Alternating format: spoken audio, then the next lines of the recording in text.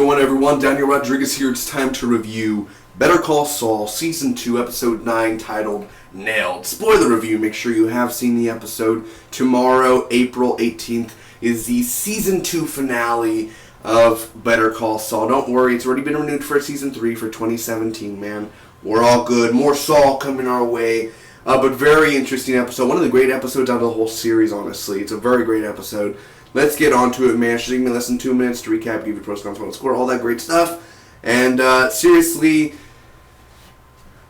I don't know how they did it, man. Of course, like I told you, Season 2 is way better than Season 1. Season 1 was okay. This is just great. You know, only like 2 episodes have been, Other than that, fantastic season, man.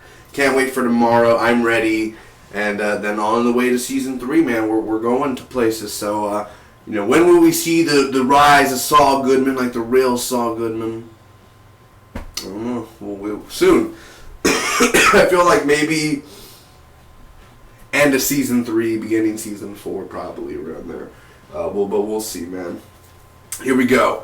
First off, Mike takes down this guy around, you know, the guy that always brings Hector the drugs or the money, and he basically drives from Mexico to America. And basically, he's in this van. Mike ends up taking him down. He ties the guy up and takes a bunch of money.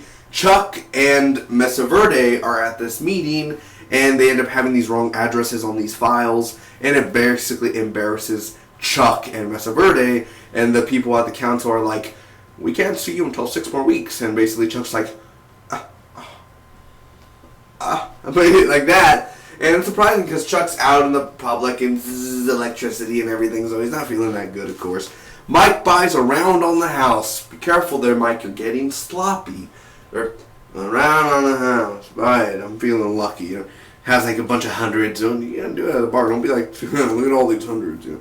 But basically, alright, I guess we're finally seeing Mike a little bit happy. You know, he's just like, he was actually a little bit smiling there, man.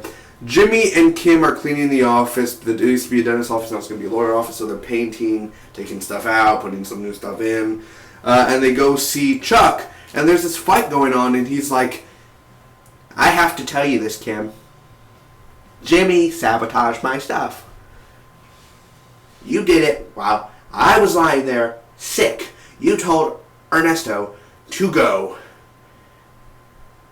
And you know what? You stabbed me in the back. My own brother. I never would do such a thing. And all that sort of stuff. And basically he's like, Kim, do not trust him. You're going into a law firm with him. Do not. He will stab you in the back. And basically Kim stands up for him. Kim's like, Chuck, you filed it wrong. You use dim lights in here. You use a lantern. Of course you can't see when you're writing this stuff. And all this, like, no, I'm being serious. And Kim literally stands up for Jimmy. Excuse me, man. I'm going to be coughing a lot. And basically, Chuck is just there like, no, and you know Chuck's right. You saw what Jimmy did last episode. You feel bad for Chuck.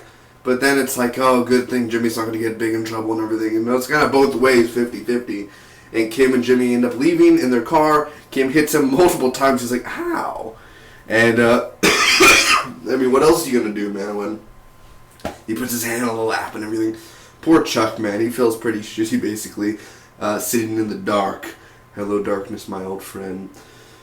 So anyway, that happens, man. Jimmy is doing this commercial at this school. He does this whole excuse to this teacher of Rupert Holmes or whatever, you know, if you like pina coladas. Basically going to this school and everything, but he was British.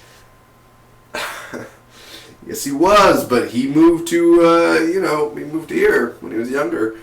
Back in 1968. This school was built in 1972. The old building here. Like, okay, whatever, go with that. So they ended up making a commercial, flag behind Jimmy. All that good stuff. Mike and Nacho talk, man, and talking about this the Samaritan who ended up finding the driver that Mike knocked out in the beginning of the episode, and they killed the Samaritan.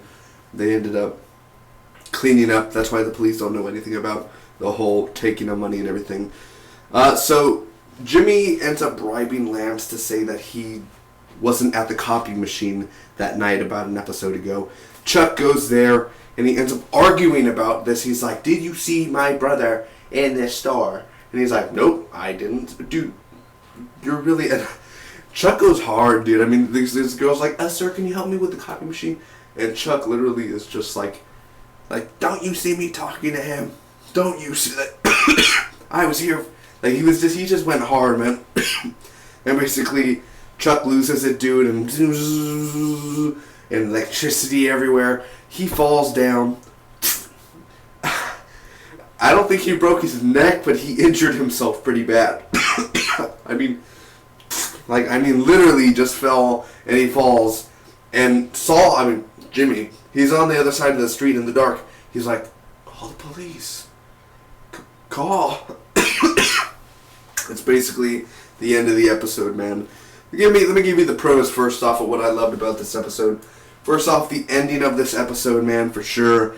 It was my heart was beating because I felt something was gonna go wrong, but it was interesting to see Chuck go through what he was going through, of course, and the whole dialogue, and then he ends up falling, and you're kind of like, is he dead? The opening of the episode as well, Mike taking down that cartel guy, or the one that's helping Hector out. That was pretty cool to see. That's when he used the nail stuff, and I thought he was going to use it as a hose, and the nails would pop out or something for enemies, but it was just to take off the tires, which was really smart as well. The directing, I always say this for every Better Call Saul episode because it's true, the way it was directed and also the cinematography, the way the camera is used in this episode is so fantastic for it, man. Chuck was he was the spotlight of the episode, basically. The actor who plays Chuck did an awesome job this episode. One of the best out of the whole series, just from dialogue to expression to emotion on this on the silver screen or big screen, whatever you want to call it for TV. Just for a TV show itself, definitely deserves an Emmy of some sort or nomination, just for this whole series in general. Again, I told you every dialogue's amazing here. Jimmy, Bob Odenkirk is fantastic, of course, in this episode. Kim defending Jimmy is something I didn't see coming. I really, really didn't see that coming at all. That surprised me. And the only con I hate about this episode, really, is Mike at times. Mike's letting himself go, as we know he doesn't die in Better Call Saul, of course. But Mike is... what do I call it? Mike's just... he's letting his guard down too much in a sort of way, where in this episode it was just like we barely saw him and then he's buying around in the house for everyone, and it's just too easy on Mike, too easy. We need to see him, you know what I mean? Like, it's just like, that's it, took the money and now they're not going after, like, really? Anyway, I'm going to give this episode of Better Call Saul an A-. Thought it was a really great episode, man. It's a really great episode. One of the best out of the whole series, and probably the best out of the season. Comment down below to me what you guys thought about Better Call Saul. I'll be seeing you tomorrow for the Season 2 finale. Make sure to like, comment, share, and make sure if you want to support the channel or if you enjoyed the reviews, hit that subscribe button. Until next time, bye-bye.